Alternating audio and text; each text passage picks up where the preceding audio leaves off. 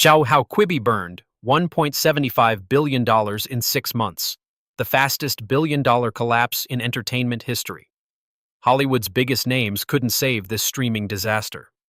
In April 2020, while the world was locked down and desperately hungry for content, a new streaming service launched with more fanfare, more money, and more celebrity backing than perhaps any platform in history. 6 months later, it was dead. This is the story of Quibi, the company that managed to burn through $1.75 billion faster than any entertainment venture in recorded history, proving that in the ruthless world of streaming, even having Jeffrey Katzenberg and Meg Whitman at the helm, plus every A-lister in Hollywood on speed dial, means absolutely nothing if your fundamental concept is fatally flawed from day one. The seeds of this epic disaster were planted in 2018 when Jeffrey Katzenberg, the legendary Hollywood executive who had co-founded DreamWorks and served as chairman of Walt Disney Studios, became obsessed with what he saw as a massive gap in the entertainment market.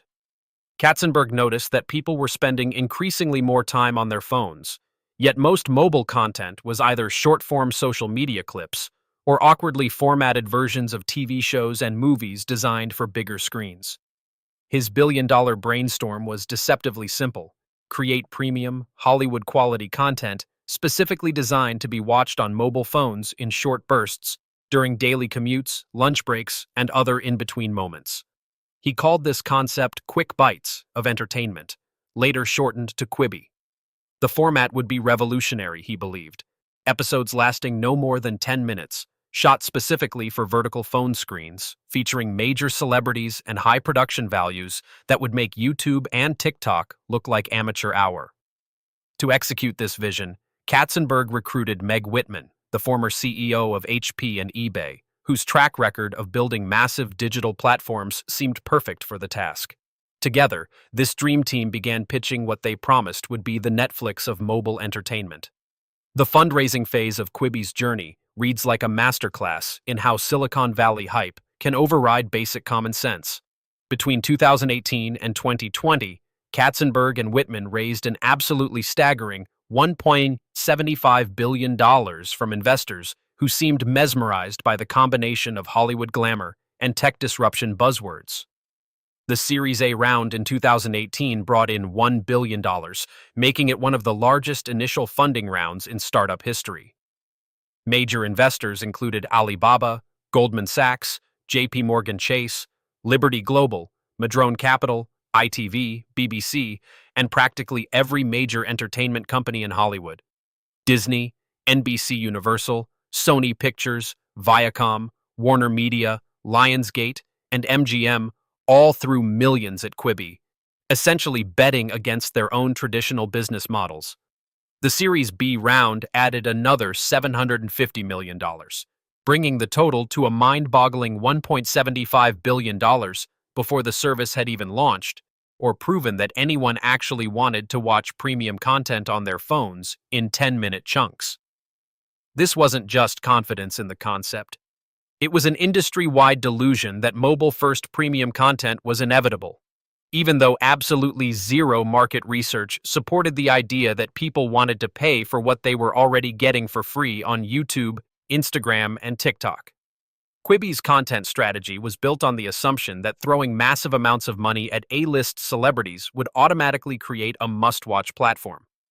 The company reportedly spent over $1 billion on content production, commissioning more than 175 shows and movies, featuring an absolutely ridiculous roster of talent. Chrissy Teigen got paid millions for Chrissy's Court, a 10-minute judge show. Kevin Hart starred in Die Hard, an action comedy series that cost more per minute than most Hollywood blockbusters.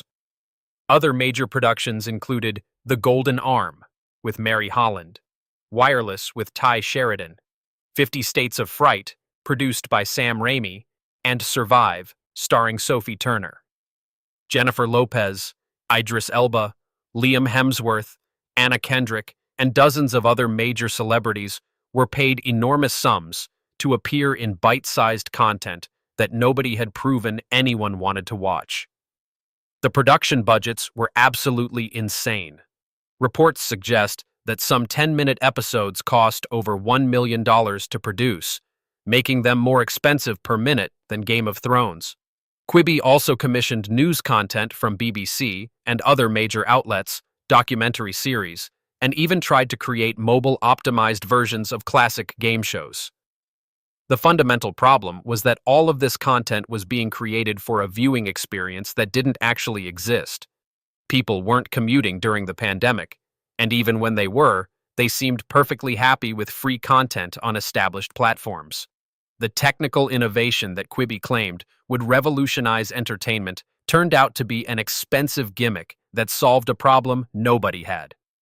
The company's signature feature was called Turnstile, a proprietary technology that allowed viewers to seamlessly rotate their phones between portrait and landscape modes while watching, with the content automatically adjusting to show different camera angles and framing for each orientation. This meant that every piece of content had to be shot with multiple camera setups and edited in two completely different versions, dramatically increasing production costs and complexity. Quibi spent tens of millions developing this technology and even more implementing it across all their content, convinced that this would create a viewing experience so superior that it would justify the subscription cost. The reality was that most viewers found Turnstile confusing and unnecessary. People generally have a preferred orientation for watching video, and constantly rotating their phone during a 10-minute episode felt gimmicky rather than revolutionary. Even worse, Turnstile only worked within the Quibi app, meaning the content couldn't be easily shared on social media or watched on any other platform, fundamentally limiting its viral potential in an era where shareability was crucial for content success. The technology was impressive from an engineering standpoint, but it was a solution in search of a problem, and it burned through enormous amounts of money while providing zero actual value to viewers. Quibi's launch timing couldn't have been more disastrously perfect. The service officially launched on April 6, 2020, just as COVID-19 lockdowns were spreading across the United States and around the world. While this might seem like perfect timing for a new streaming service, people stuck at home with nothing to do, it was actually catastrophic for Quibi's core value proposition. The entire concept was built around mobile viewing during commutes, lunch breaks, waiting in line, and other brief moments throughout busy days when people were out and about. Suddenly, nobody was commuting. Lunch breaks were happening at home where people had access to big screens, and the quick bites format made no sense when viewers had unlimited time to watch longer content on Netflix, Disney+, and other established platforms. The initial download numbers looked promising. Quibi claimed 1.7 million downloads in the first week. But these were heavily inflated by a 90-day free trial that essentially let anyone try the service without commitment. By the end of April, the app had been downloaded about 2.7 million times, but active usage was already declining sharply. The company had budgeted for 7.4 million subscribers by the end of 2020, but by July, they had fewer than 500,000 paying customers. The pandemic didn't just hurt Quibi's timing. It completely destroyed the fundamental premise that the entire billion-dollar company was built on. The subscription model that Quibi chose reveals how completely disconnected the company was from the realities of the streaming market and consumer behavior. In a landscape where Netflix was charging $12.99 for unlimited access to thousands of hours of content, Disney Plus was offering the entire Disney catalog for $6.99, and platforms like YouTube, TikTok, and Instagram were providing endless mobile entertainment for free. Quibi decided to charge $4.99 per month for ad-supported content, or $7.99 for ad-free access to their limited library of short-form shows. This pricing strategy was delusional on multiple levels. First, they were asking people to pay premium prices for a viewing experience they could get for free elsewhere. Second, the subscription model required a level of commitment that didn't match the casual, in-between moments viewing experience they were promoting. Third, and most critically, Quibi's content could only be watched on mobile devices within their app. No sharing, no casting to TV, no watching on laptops or tablets.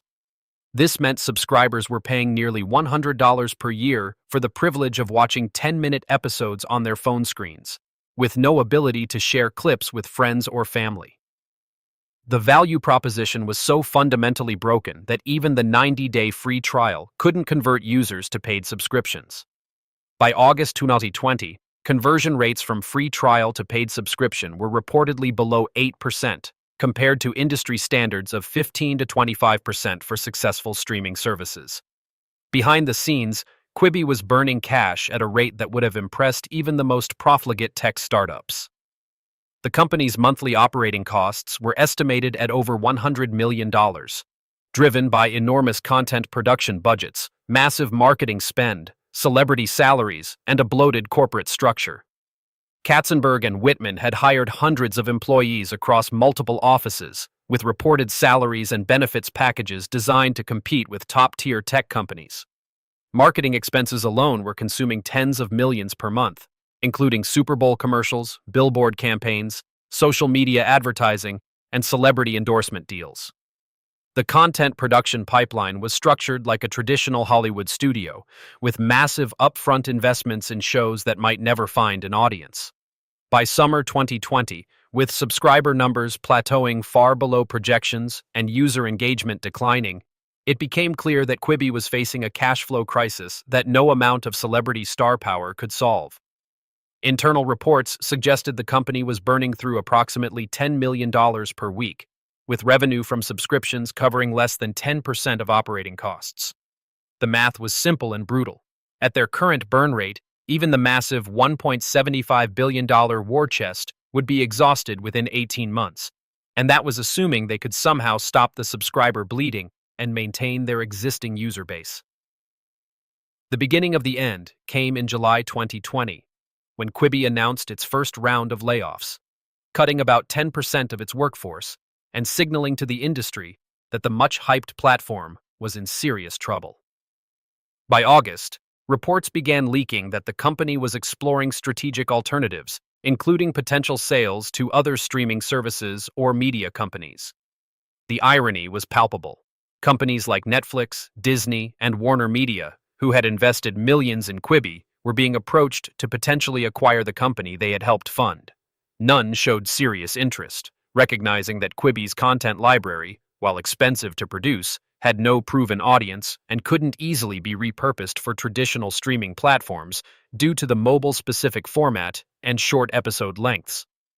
In October 2020, just 6 months after launch, Katzenberg and Whitman made the stunning announcement that Quibi would be shutting down and returning remaining cash to investors. The decision came after subscriber numbers peaked at approximately 500,000 paying customers, less than 7% of their year-end target, and multiple attempts to find buyers or pivot the business model had failed. The shutdown process began immediately, with the app becoming unavailable for download and existing content being removed from the platform by December 1, 2020.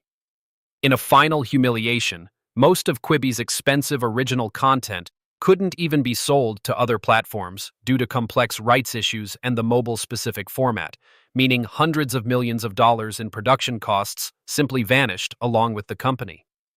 The Quibi disaster stands as one of the most expensive and spectacular failures in entertainment history, but its impact extended far beyond the $1.75 billion that vanished in 6 months.